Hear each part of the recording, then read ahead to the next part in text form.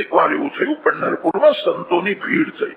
દક્ષિણ ભારતમાંથી શ્રી એકનાથ મહારાજ આવ્યા, મહારાષ્ટ્રમાંથી તુકારામ મહારાજ દર્શન કરવા માટે, ગુજરાતમાંથી નરસિંહ મહેતા પધાર્યા, ઉત્તર ભારતમાંથી શ્રી તુલસીદાસ મહારાજ દર્શન કરવા ત્યાં ગયા. દેશ દેશમાંથી અનેક સંત મહાત્માઓ આવ્યા છે, ભગવાનના દર્શન કરે છે. એકનાથ મહારાજ શ્રી વિઠ્ઠલનાથજીના દર્શન કરે છે.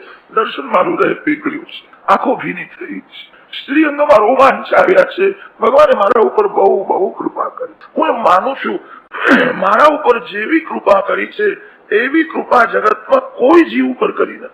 મારા ઉપર એમની બહુ કૃપા છે. એકનાથ મહારાજના ઘરમાં જે ધર્મ પત્ની છે, મહાન પતિવ્રતા છે. મહારાજને ભક્તિમાં બહુ સાથ આપે.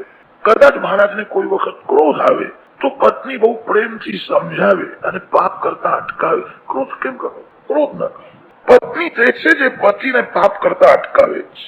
પતિને ભોગ વિલાસમાં ફસાવી રાખે એ પત્ની નથી, એ શત્રુ છે.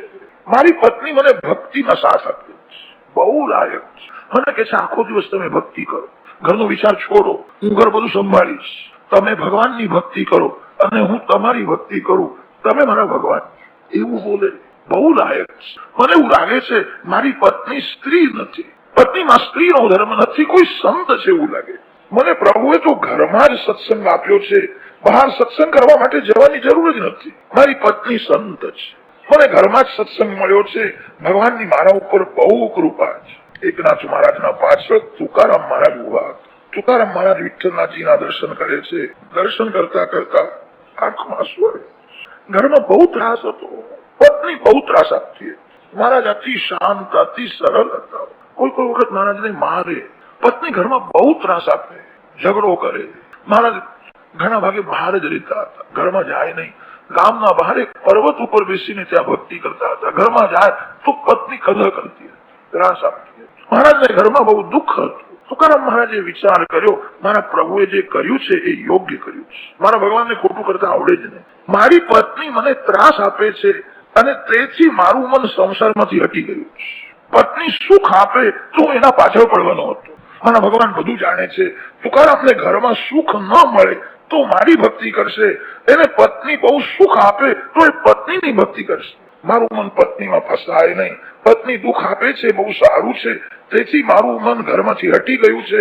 કોઈ વખત મને ખરી યાદ જ આવતું નથી. પત્ની ત્રાસ આપે છે, સારું છે, મારા ઉપર બહુ કૃપા છે અને તેથી મને પત્ની ત્રાસ આપે. મારા ભગવાનને ખોટું કરતા આવડે જ નહીં. એકનાથ મહારાજને પત્ની બહુ અનુકૂળ છે, એ કે છે મારા ઉપર બહુ કૃપા છે. તુકારામ મહારાજને પત્ની બહુ ત્રાસ આપે છે, તે મનને સમજાવે છે મારા ઉપર બહુ કૃપા છે. એ મને ત્રાસ આપે છે, દુઃખ આપે છે, તેથી તો હું ભગવાનની ભક્તિ કરું છું.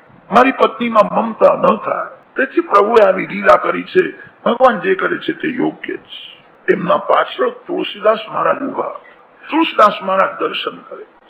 દર્શનમાં આનંદ થયો છે. પ્રભુએ બહુ સારું કર્યું. મારા પત્નીએ મારું અપમાન કર્યું, મારો બહુ તિરસ્કાર કર્યો. પિયરમાં એને હું પ્રેમથી મળવા માટે ગયો હતો, મારો એને બહુ તિરસ્કાર. સારું થયું, મારા ઉપર ભગવાનની બહુ કૃપા છે અને તેથી તો પત્નીએ મારો તિરસ્કાર કર્યો.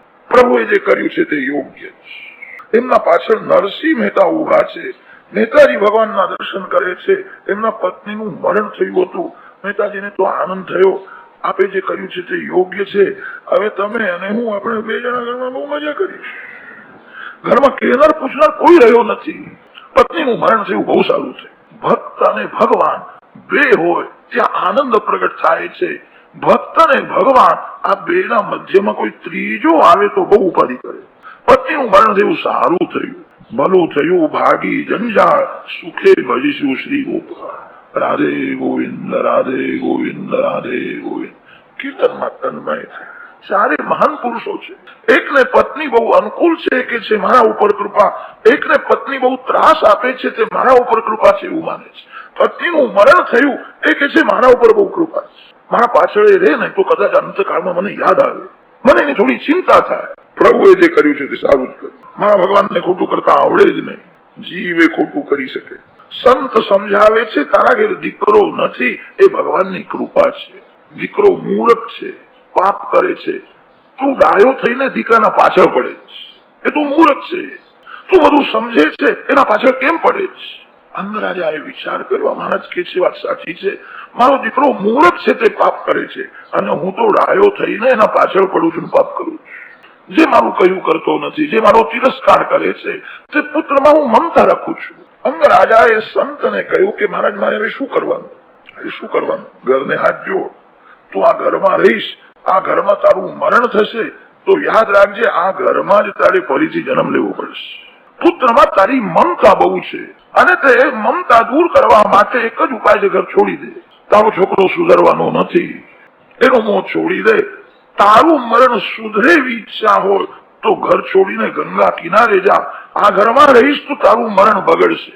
અંગરાજા વિચાર કરે છે, ખરું બોલે છે, મારો પુત્ર મૂર્ખ છે, હું ડાયો છું. એ મૂર્ખ થઈને પાપ કરે છે અને હું ડાયો થઈને પાપ કરું છું. મારે એના પાછળ પડવાની શી જરૂર છે? ભગવાન બધાને સદબુદ્ધિ આપે, ભગવાન સર્વનું કલ્યાણ કરે. ઘરમાં બધા સૂતેલા હતા, મધ્યરાત્રિના સમયે ઘરને હાથ જોડ્યા. મારું ઘર ભગવાનના ચરણમાં છે, હવે હું જઉં છું. કોઈને રાજમહેલનો ત્યાગ કરીને ગંગા કિનારે ગયા.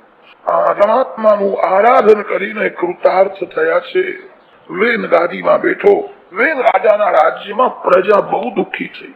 વેન ધર્મને માનતો નથી, ઈશ્વરને માનતો નથી. બ્રાહ્મણો વેન રાજાને સમજાવવા માટે ગયા છે. વેન રાજાએ માન્યું નહીં, બ્રાહ્મણોને મારવા માટે દોડે છે. બ્રાહ્મણો પાસે મંત્ર શક્તિ હતી, ત્યારે બધા બ્રાહ્મણોના ચરણમાં વંદન કરતા હતા. યંત્ર કરતા પણ મંત્ર શ્રેષ્ઠ છે. 1000 યંત્રથી જે કામ થતું નથી એ કામ એક મંત્રથી થાય. મહાભારતમાં વર્ણન આવે છે, દ્રોણાચાર્યએ બ્રહ્માસ્ત્ર છોડ્યું. બ્રહ્માસ્ત્ર ગાયત્રી મંત્રથી બને છે. બ્રાહ્મણો પાસે એવી મંત્ર શક્તિ હતી. આ યંત્ર યુગમાં મંત્ર શક્તિ હવે રહી નથી. યંત્ર યુગમાં પવિત્રતા નથી. પવિત્રતા ન હોય તો મંત્ર સફળ થાય નહીં. મુખમ દગ્ધમ પરાન્નેન હસ્તૌ દગ્ધૌ પ્રતિગ્રહ પરસ્ત્રીભિર મનોદગ્ધમ. ગમે તેના હાથનું ખાય, ગમે તેના હાથનું પાણી પીએ, એને મંત્ર કેવી રીતે સિદ્ધ થાય? કલયુગમાં પવિત્રતા રહી નથી અને તેથી મંત્ર સિદ્ધિ થતી નથી. યંત્ર કરતા પણ મંત્ર શ્રેષ્ઠ છે. યંત્ર સુખ આપે છે, વાત સાચી છે. યંત્ર દુઃખ પણ આપે છે. યંત્ર કોઈ વખત વિનાશ પણ કરે છે, મંત્ર કોઈ દિવસ વિનાશ નહીં કરે. મંત્ર શક્તિ વધારો. સાધુ બ્રાહ્મણો પાસે મંત્ર શક્તિ હતી, ત્યારે મોટા મોટા રાજાઓ એમના ચરણમાં વંદન કરતા હતા. મંત્ર શક્તિનો વિનાશ થયો. જીવનમાં સંયમ રહ્યો નહીં, સદાચાર રહ્યો નહીં, મન બહુ બગડી ગયું. મંત્ર સિદ્ધિ થતી નથી. વેન જયારે બ્રાહ્મણોને મારવા માટે દોડ્યો ત્યારે એક બ્રાહ્મણે મારણ મંત્રનો પ્રયોગ કર્યો. કેવળ મંત્ર બોલ્યા છે, રાજા વેનનું મરણ થઈ ગયું, મરી ગયો. મંત્રમાં કેવી શક્તિ છે! વેન રાજાનું મરણ થયા પછી પ્રજા દુઃખી થઈ. રાજ શાસનની બહુ જરૂર છે. વેન ધર્મને માનતો નહોતો પણ નીતિને માનતો હતો. મારા રાજમાં ચોરી ન થાય, મારા રાજમાં અન્યાય ન થાય. ઘણા લોકો ધર્મને માને છે, નીતિને માનતા નથી. કેટલાક લોકો નીતિને માને છે પણ ધર્મને માનતા નથી. જીવનમાં ધર્મ અને નીતિ બેની જરૂર છે. એક ચાકથી રથ ચાલતો નથી, રથના બે ચાક હોય છે. પ્રભુના ચરણે જવું છે. જીવનમાં ધર્મની જરૂર છે. મનને શુદ્ધ રાખવા માટે ધર્મ છે અને ધનને શુદ્ધ રાખવા માટે નીતિ છે. અર્થોપાર્જનમાં નીતિની જરૂર છે.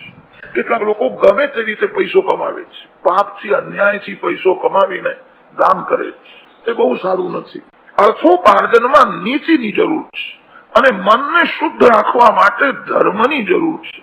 શાસ્ત્રોમાં વર્ણન છે, જે ધર્મને નીતિનો સાથ નથી એ ધર્મ વિધુર છે.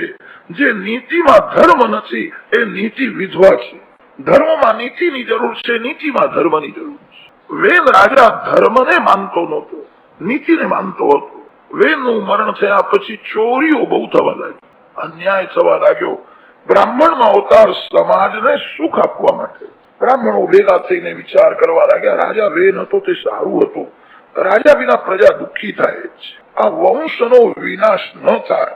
બ્રાહ્મણો પાસે એવી મંત્ર શક્તિ હતી. બ્રાહ્મણોએ વેન રાજાના શરીરમાંથી પાપ બધું બહાર કાઢ્યું.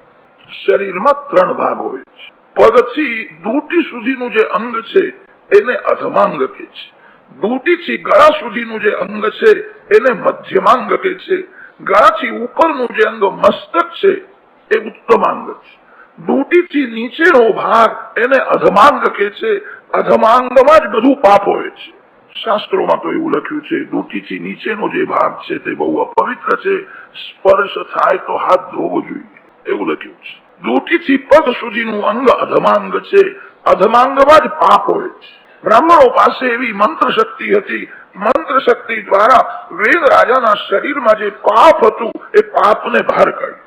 બ્રાહ્મણો વેદ મંત્ર બોલી નારાયણની સ્તુતિ કરે છે.